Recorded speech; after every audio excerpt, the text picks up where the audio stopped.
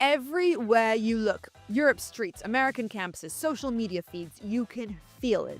Islamization, a cultural shift that didn't happen by chance. It's not spontaneous and it's not random.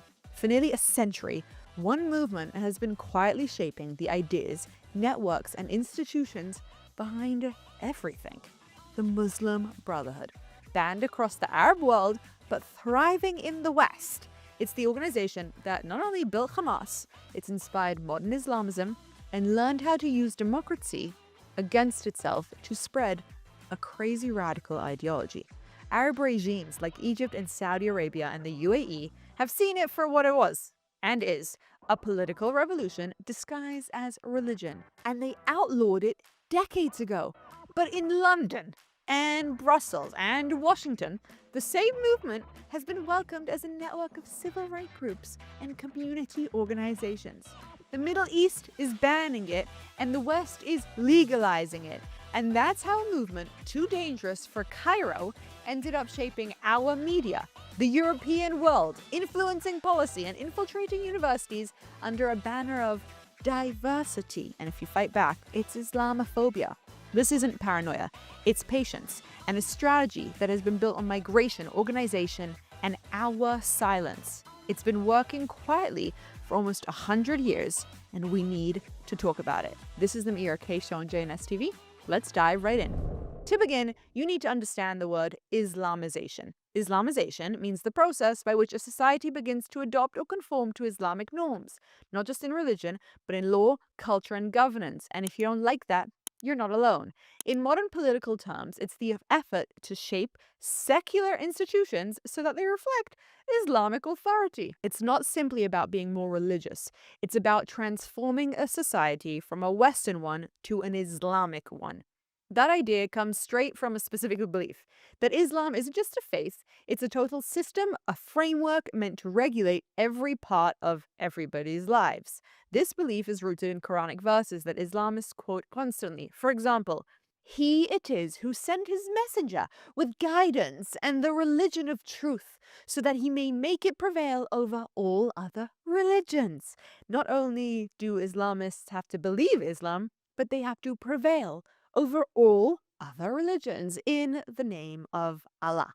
In classical theology, that verse means divine supremacy, that God's law should not just guide Muslim society, but all of us. And the Brotherhood have interpreted this politically. They argue that Muslims everywhere, even as minorities, have a religious duty to restore Islamic governance, not just locally, but globally. And this is where two key ideas come in: hijra, or migration, and dawah, religious outreach. In early Islam, the Prophet Muhammad's migration from Mecca to Medina, the hijra, marked the beginning of Islamic statehood. The modern Brotherhood saw this as not just a story, but as reality. They argue that Muslims migrating to the West should do the same thing: build self-sufficient Islamic communities that would slowly influence their host societies, and they called it a civilizational duty. Migrate, build, and influence. This is how Islamization moved from a theory into a strategy. It wasn't about converting people by force, it was about creating parallel communities that would one day just take over the mainstream ones. And FYI, why do they focus so intensely on Israel and Europe? For Islamists, Israel is not just a piece of land, it's a theological and political symbol. It represents Jewish sovereignty in a region that should, as they believe, be governed by Islamic law. According to traditional interpretations, once a land was ruled by Muslims, it remains Islamic land forever, even if they lost it in a war. That means it must eventually be returned to Islamic control. The territory of modern Israel was ruled by various Muslim empires during the last 1,200 years, most recently the Ottoman Empire, and because of that history, many Islamists view the entire land as part of Dar el-Islam, that land that must never permanently belong to non-Muslims. By the way, that's why the Muslim Brotherhood created Hamas in 1987. It's their Palestinian branch. Hamas took the Brotherhood ideology, Islam as total governance, and added militant jihad into it. Their founding charter literally says they exist to raise the banner of Allah over every inch of Palestine. It's the same ideology, just expressed through war instead of institutions. And what's going on in Europe? Well, Europe is the test case, but more on that in a second. Let's begin at the beginning. The Brotherhood was founded in 1928 in Egypt by Hassan el-Banna, a school teacher who believed that Muslim world had decayed under Western influence. He saw secularism and colonialism and the modernity as symptoms of spiritual decline. His answer was to rebuild from below through education, social welfare, and personal reform until society would once again live under Islamic law. Sharia law. Doesn't that sound wonderful? From the start, the Brotherhood blended grassroots charity with political activism. By the 1940s, it ran schools and hospitals and businesses. It preached moral revival, but also built militias and political cells.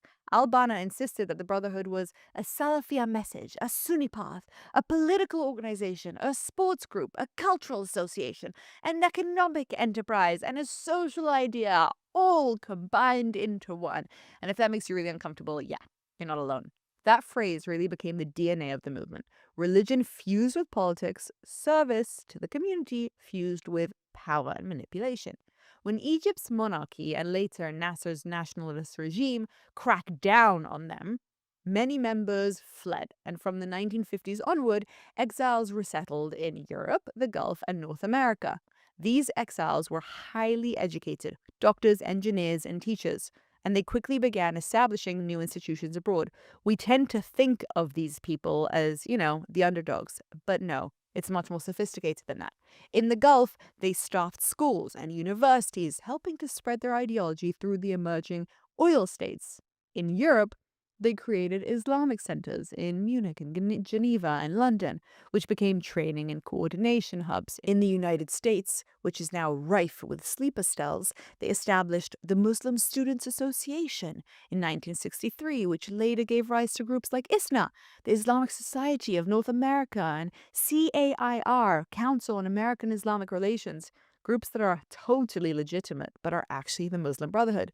By the 1970s and the 1980s, the Brotherhood was no longer a single Egyptian movement, but a global network, loosely connected by ideology and personal ties, rather than a command structure.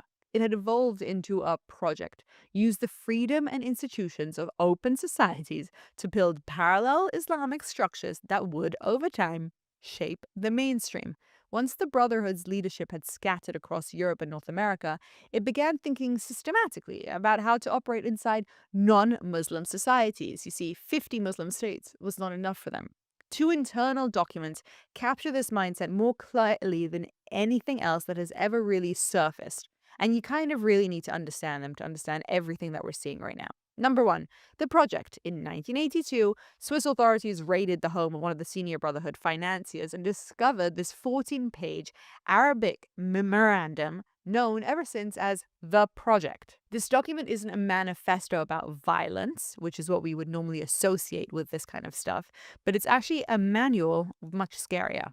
It's about social and institutional penetration. Its purpose is to outline how Muslims living in the West can build permanent structures that will eventually influence or even guide and control the societies they live within. The text lists roughly a dozen lines, but we're going to cover the main ones. Build comprehensive Islamic organizations like charities and educational institutions, youth clubs, women's groups, so every social need is met from within the community. Coordinate activities across borders so that each national branch supports each other. Train promising young Muslims in both religious sciences and modern professions, then place them in public institutions, media, and politics. Sound like Mamdani? Yep. Engage sympathetically with existing Western movements, even if you don't agree with them, like human rights groups and anti-racist campaigns and churches. Whenever alliances can advance Muslim cause, and they do this under Taqiyya, the concept that for their religious beliefs, they can just lie, flat out lie, publicly. They've established media outlets, Al Jazeera, and translation centers to communicate the Brotherhood's worldview in European languages. They keep Palestine and resistance to Zionism as the emotional center of global Muslim identity, and this is obviously really interesting. One of the main things in their charter is keep Palestine as the center focus of the entire world, obviously to make sure that they're not focusing on the problems in their own country. In addition, develop intelligence capabilities, information networks able to track political trends, opponents, and funding opportunities, right? Like Tucker Carlson. Constantly evaluate progress and adapt to changing laws or governments. What's the newest thing? Gays for Palestine? Let's support it. Nowhere does the project call for terrorism, and it's actually so scary. Its focus is just cultural and bureaucratic, and that's what's actually made it very effective. This is where they separate from Hamas, who try to combine terrorism and cultural manipulation. And honestly, they've also been successful in that. There's a second thing that you need to know about, which is the 1991 Explanatory Memorandum. Nearly a decade later, another internal paper appeared, and this time in the United States. It was written by a man called, can you guess it, Muhammad, a senior Brotherhood member, and entered into the evidence during the 2008 Holy Land Foundation trial, which, if you don't know what that is, it was the largest terrorism financing trial in the U.S. history, in which it became clear to the world that leaders of the Brotherhood were convicted of funneling millions of dollars to Hamas, the Palestinian branch of the Muslim Brotherhood, under the guise of humanitarian aid. And we know all about that. But this proved the link between the Brotherhood and actually really, yes, supporting terrorism. But back to what they found. The title is long, and it's a bit of a tongue twister. The Explanatory Memorandum on the General Strategic Goal of the Group in North America. Yes, I memorized that. But its core idea is simple: to enable Islam in North America through a civilization jihadist process. And if that sounds like a contradiction, it is. Muhammad describes a gradual transformation in which Muslims, acting through lawful institutions, reshape the surrounding culture so that Islamic norms become accepted public standards, like a hijab. He provides two kinds of detail. First, a list of existing organizations regarded as part of the movement's friends. Second, a 10-point operational plan. By the way, we as the Jews and Israelis have a lot to learn from this. If you're ever wondering why their attacks on us seem so coordinated, well, it's because they are. And here's just some of the things that they push for: unifying the landscape, coordinate mosques and student associations, charities, and advocacy groups under one strategic umbrella so that their resources serve the same long-term objective. Using the same terminology, they create permanent community anchors, build Islamic centers that combine prayer spaces, schooling, and social services, and legal or media offices. These become hubs for both religious life and civic misrepresentation. They present umbrella bodies as legitimate spokespersons. Terrorist organizations will be the people that speak to governments and journalists who always need someone to speak for the Muslim community. By being organized first, the Brotherhood-aligned groups fill that vacuum. Interesting, no? Cultivate leaders and professionals, train imams and teachers and journalists and lawyers who understand Western institutions and can navigate them effectively. Infiltrate from within. Leadership training is political education. Dominate education and youth. From weekend schools to university societies, controlling the curriculum and student culture shapes the next generation's worldview. They're focusing on the young because that is the future. They engage in politics deliberately, build relationships with sympathetic politicians, participate in consultations, ensure that the community perspectives influences legislation and funding. If you're wondering why the pro-Palestinian movement has seen so much support from American government people, control public narrative, establish media platforms and spokesperson who define criticism as prejudice. You say anything against radical Islam and you're Islamophobic, but all the time they're presenting Islamic goals as mainstream civil rights concerns. Al Jazeera totally normalizing terror, but seen like the CNN or Fox News, just a normal media company. Use the Palestinian issue as a moral engine. Mobilize Muslims and non-Muslim allies around the imagery of occupation and resistance, because in the name of resistance, you can do anything. You create an emotional link between global Islamism and Western left-wing activism.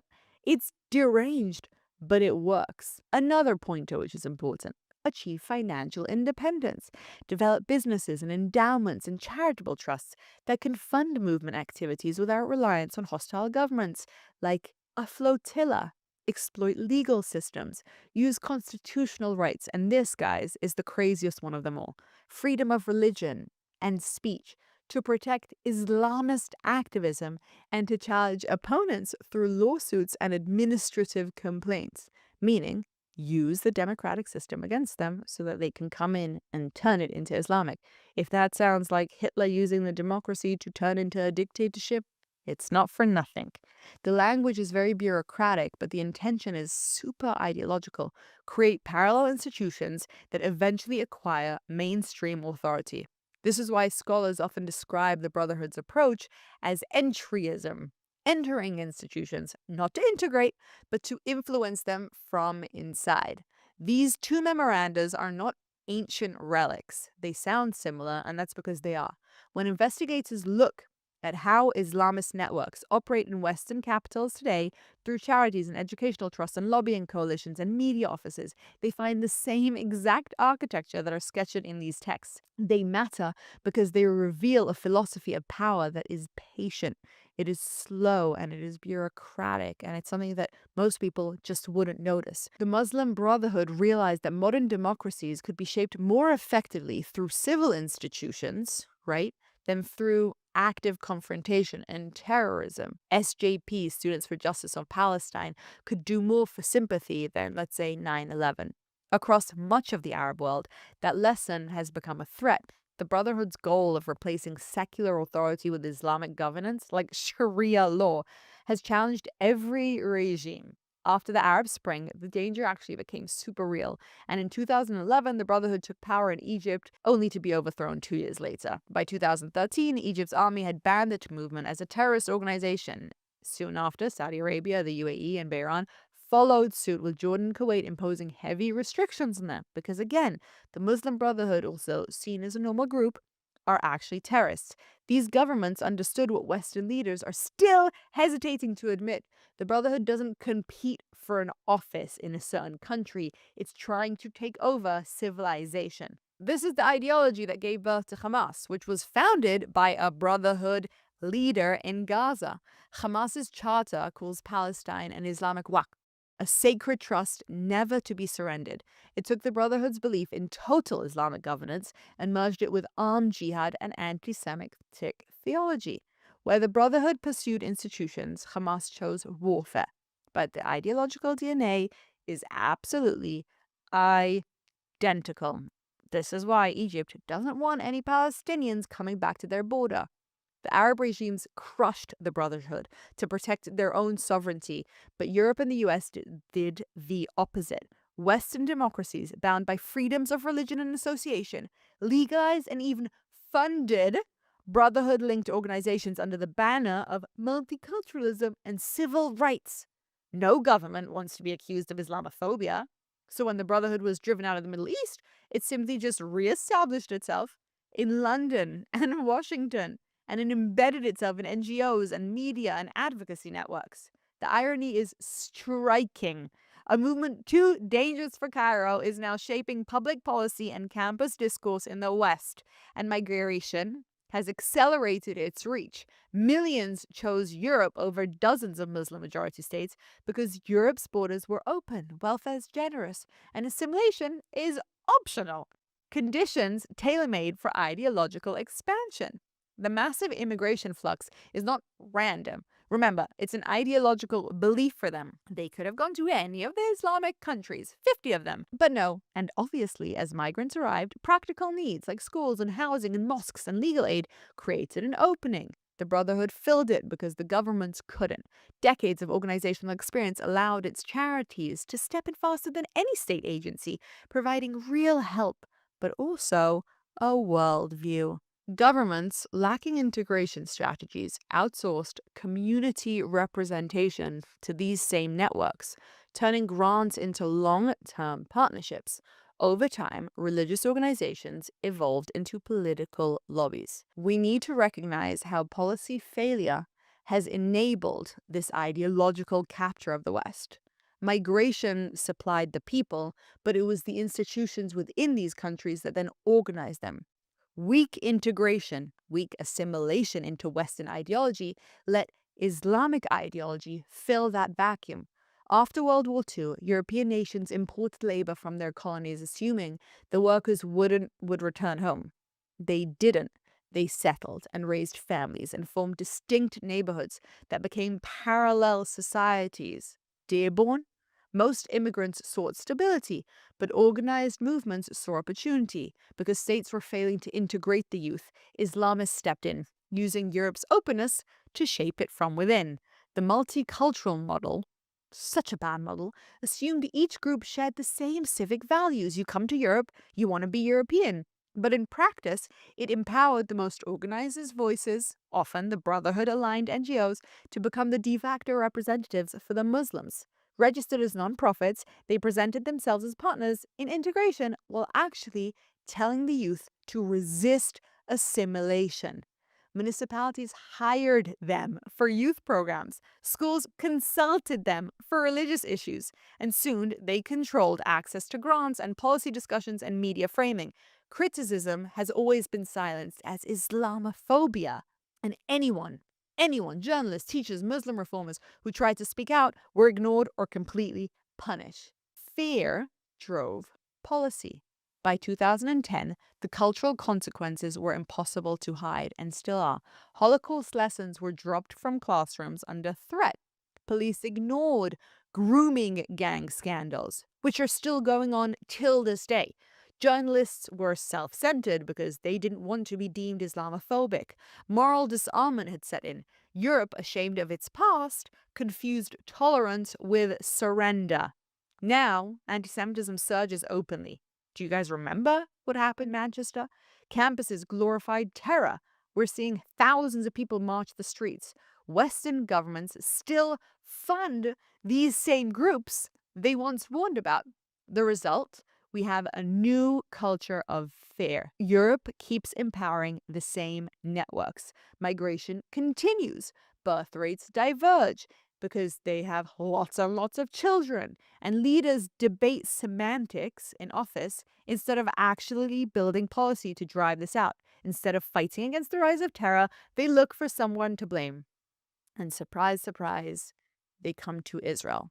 Whilst this may feel hopeless, I really do feel you. If we have any chance of saving our countries, it starts with understanding the problem.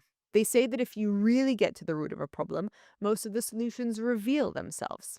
Let's hope our societies learn before the next October 7th in Europe. We too, the Israelis, thought we could get away with soft beliefs, that peace is possible. But when the enemy is working within a 100-year plan for our annihilation through assimilation, that threat needs to be taken very, very, very, very seriously. We are seeing the impact of this strategy online, everywhere we go. But here in Israel, we have an army that defends us against ideologies. Europe doesn't. And it's really learning that the hard way.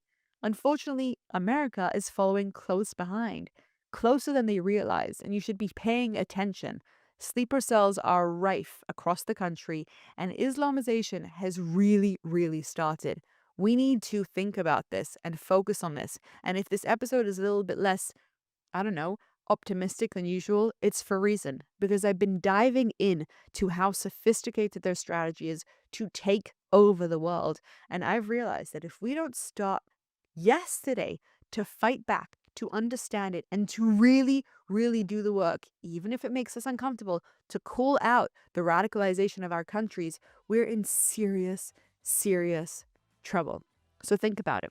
Think about what you can do, how you can make the change, where you need to do something in your community to stop your schools, your children's universities really, really becoming the playing ground for Sharia law. I'm Ira, and I'll see you next time.